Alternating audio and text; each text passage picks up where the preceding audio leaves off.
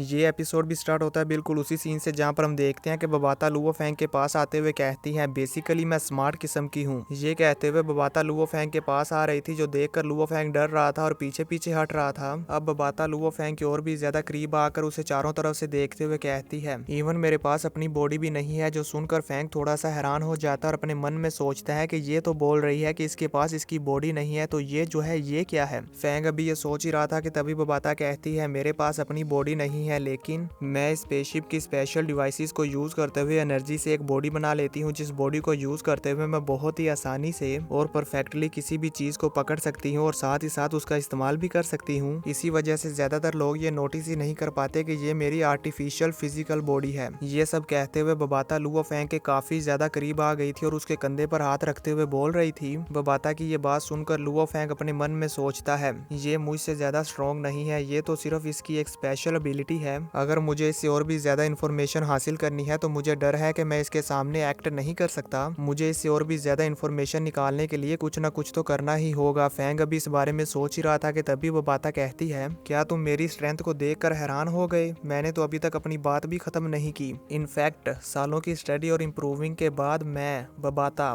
पहले ही इतनी स्मार्ट तो हो गई हूँ कि तुम मुझे स्मार्ट लाइफ कहकर भी बुला सकते हो। बबाता की ये बात सुनकर फेंग थोड़ा सा हैरान हो जाता है और कहता है स्मार्ट लाइफ। इससे फेंग को याद आता है कि एंशिएंट सिविलाइजेशन रूइंस नंबर 9 में वो जो क्रिस्टल मैन है वो उस एंशिएंट सिविलाइजेशन का कोर ब्रेन था और उसे भी मेरे नेम के बारे में मालूम था। जब वो मेरे साथ फर्स्ट टाइम मिला था तो उसने मुझे मेरे नाम से ही बुलाया था। इवन के वो हम इंसानों के कल्चर, हिस्ट्री और लैंग्वेज के बारे में भी जानता है। मुझे लगता है कि ये बबाता भी जरूर उसी की तरह ही होगी। ये भी सेम उसी क्रिस्टल मैन की तरह हम इंसानों के बारे में काफी कुछ जानती होगी। लेकिन इसमें और उस क्रिस्टल मैन में फर्क बस इतना है कि उस क्रिस्टल मैन को वहां पर फाइटर्स को सिलेक्ट करने के लिए रखा गया है, पर बबाता के गोल के बारे में मुझे कुछ भी मालूम नहीं है कि ये यहाँ किस मकसद के लिए हो सकती है। ये सब सोचने के बाद फेंग बबाता से कहता है तुमने इतने सारे वुड क्रिस्टल्स को डोर पर इकट्ठा किया और फिर मेरे यहाँ तक आने का इंतजार किया। मुझे लगता है कि तुमने मुझे यहाँ तक लाने के लिए उन वुड क्रिस्टल्स का इस्तेमाल किया और मुझे उन वुड क्रिस्टल्स का लालच दिया ताकि मैं यहाँ तक आ जाऊँ। क्यों?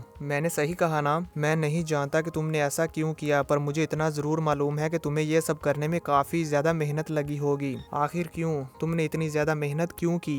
फेंग की ये बात सुनकर बबाता उससे कहती है क्योंकि तुम सबसे ज्यादा सूटेबल कैंडिडेट हो मीटियोराइट स्टार डिसेंडेंट्स के लिए। बबाता की ये बात सुनकर फेंग भी सोच में पड़ जाता है और अपने मन में सोचता है मैंने किसी को अपने मीटियोराइट डिसेंडेंट होने के बारे में नहीं बताया और ना ही आज से पहले मैंने इससे रिलेटेड कोई इन्फॉर्मेशन किसी को दी है। ये सब सोचते हुए हम देखते हैं कि फेंग काफी परेशान था। तभी अचानक से फेंग कहता है क्या ये हो सकता है कि इसने मुझे हेवनली फॉरबिडन शटल को यूज करते हुए देखा और इसने मुझे देखते ही आइडेंटिफाई कर लिया कि ये तो मीटियोराइट स्टार का सीक्रेट मेथड है। अगर ऐसा है तो फिर ये भी पॉसिबल है। और ये सोचते साथ ही लुओ फेंग बबाता से कहता है क्या तुम भी मीटियोराइट डिसेंडेंट से बिलोंग करती हो? फेंग अभी ये बोल ही रहा था कि तभी बबाता कहती है तुमने सही गैस किया लुओ फेंग, तुम बहुत होशियार हो। ऐसा लगता है कि मैंने जमीन पर जो ऑब्जर्वर्स सेट किए हैं वो अभी भी टैलेंट को फिल्टर कर सकते हैं। बबाता की ये बात सुनकर फेंग को एक और झटका लगता है और वो कहता है ऑब्जर्वर्स, और सोचता है इसकी ये बात एंशिएंट सिविलाइजेशन रूइंस नंबर 9 के कोर ब्रेन की तरफ इशारा कर रही है। फेंग अभी इसके बारे में सोच ही रहा था कि बबाता बहुत ज्यादा स्पीड के साथ फेंग के पास आती है और उससे कहती है क्या तुम इन सब के बारे में और जानना चाहते हो? मेरे साथ आओ, मैं तुम्हें मास्टर से मिलवाती हूँ। ये कहते साथ ही बबाता वहाँ से आगे बढ़ जाती है, पर लुओ फेंग अभी भी सोच रहा था तो ये देखकर बबाता अपनी टेल को यूज करती है और फेंग के गले में लपेट देती है, जिसके बाद वो उसे खींच कर अपने साथ ले जाने लगती है। व्यू चेंज होता और हम देखते हैं कि बबाता और लुओ फेंग स्पेसशिप की ओर भी ज्यादा अंदर जा रहे थे। रास्ते में चलते हुए बबाता लुओ फेंग को बताती है अर्थ को ऑब्जर्व करने के लिए और टैलेंटेड वॉरियर्स को सिलेक्ट करने के लिए मीटियोराइट स्टार ने अर्थ पर बहुत सारी मॉनिटरिंग बेसिस को बनाया हुआ है। एंशिएंट सिविलाइजेशन रूइंस नंबर 9 जिसमें तुम इंटर हुए थे वो उसमें से सिर्फ एक है। बेसिकली कोर ब्रेन सिर्फ बेसिक चीजों के बारे में ही एक वॉरियर को बताता है और उसका काम सिर्फ इतना है कि वो वॉरियर्स का टेस्ट लेकर उन्हें सिलेक्ट करता है और वो स्टूडेंट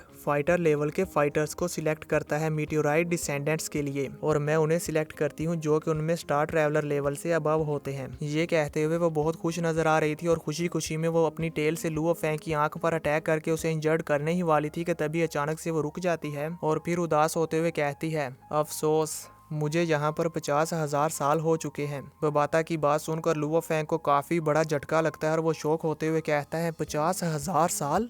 अगर ऐसा है तो फिर वो 7 बॉडीज जिन्हें मैं अभी अभी देख के आ रहा हूँ वो फैंग की ये बात सुनकर बबाता कहती है उन्हें भी डेड हुए 50,000 साल हो गए हैं और वो सभी मेरे मास्टर के स्टूडेंट और फॉलोअर्स हैं। ये कहते कहते बबाता वहाँ पर उन 7 डेड बॉडीज की होलोग्राम इमेज दिखाती है और कहती है एक टाइम ऐसा था जब ये सातों इस यूनिवर्स की बेमिसाल पावर्स हुआ करती थी, पर फिर पता नहीं कैसे आज से 50,000 साल पहले फर्स्ट वर्ल्ड वार के बाद हमारे मीटियोराइट स्टार डिसेंडेंट पूरी तरह से डिस्ट्रॉय हो गए। यही वजह है कि मास्टर और वो सभी अब इससे पहले के बबाता अपनी बात को पूरा कर पाती तभी वहाँ पर वो स्पेसशिप हिलने लगता है जैसे कि वहाँ पर भूकंप आ गया हो। तभी वहाँ पर हम देखते हैं कि बबाता के पीछे एक डिवाइस एक्टिवेट हो जाती है जिसमें से कुछ होलोग्राम इमेज निकल कर बाहर आ रही थी, जिसे देखकर बबाता हैरान हो गई थी और वह जल्दी से लुओ फेंग से दूर चली जाती है। यहाँ पर हम देखते हैं कि लुओ फेंग बबाता को रोकने की कोशिश करता है पर बबाता वहाँ से फ्लाई करके चली जाती है। अब हम उस होलोग्राम इमेज को देखते हैं जो कि साइज में काफी ज्यादा बड़ी थी, जिसे देखकर फैंग भी हैरान हो जाता है। अब फैंग यहाँ पर हैरानी के साथ उसी होलोग्राम इमेज को देख रहा था, जिसे देखते हुए फैंग काफी ज्यादा शॉक हो जाता है। अब जैसे ही वो होलोग्राम इमेज कम्प्लीटली रेडी हो जाती है तो फैंग उसे देखकर काफी ज्यादा हैरान होता है। यहाँ पर हम फैंग की आंखों को देख ही सकते हैं कि फैंग यहाँ पर कितना ज्यादा हैरान था। इसी के साथ ये एपिसोड खत्म हो जाता है। तो दोस्तों देखेंगे नेक्स्ट एपिसोड में कि आखिर ये होलोग्राम इमेज क्या है जिसे देखकर फैंग इतना ज्यादा घबरा गया है।